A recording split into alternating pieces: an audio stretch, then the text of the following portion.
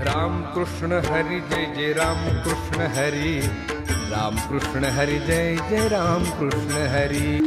आपण सगळे लहान होतो आणि ज्या मराठी शाळेमध्ये होतो ना, लघवीची घंटा कधी होती यासाठी आपण पाहत होतो। खिडकीतून सहज लक्ष बाहेर गेलं तर चार चौघामध्ये बाप उभा दिसला।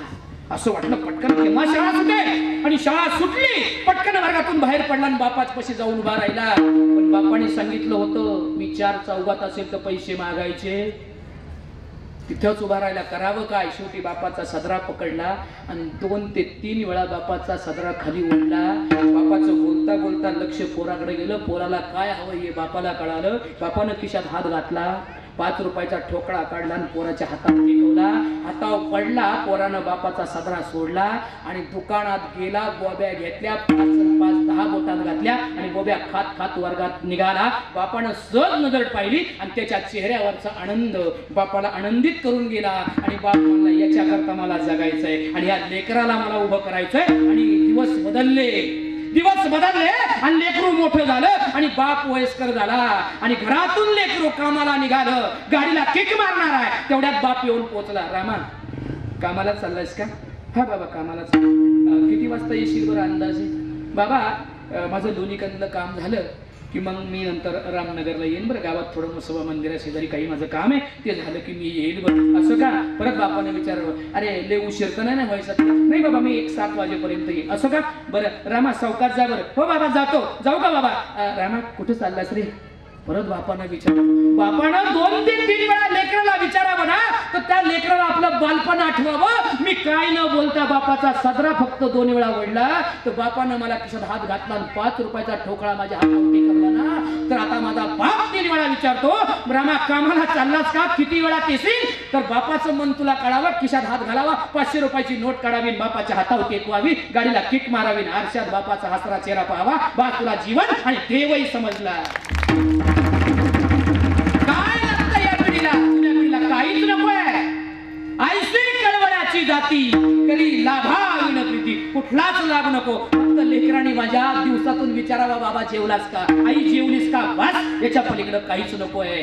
एवढी प्रेम करणारी आई वडील घराला कधीच शाप देऊ शकत नाही।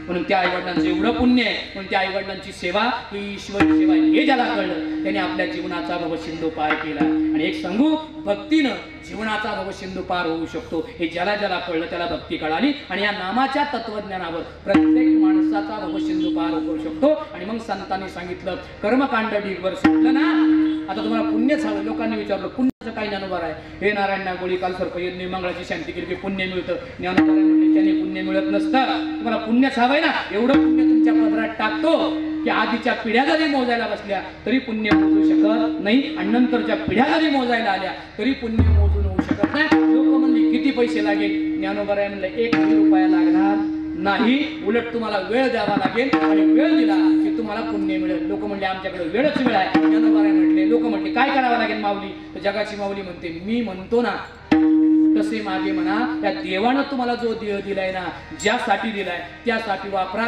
तुम्हाला पुण्य मिळालं। लोक म्हणले, काय करावं लागेल? ज्ञानोबा म्हटले, मी म्हणतो, माझ्या मागे म्हणा, हरी हरी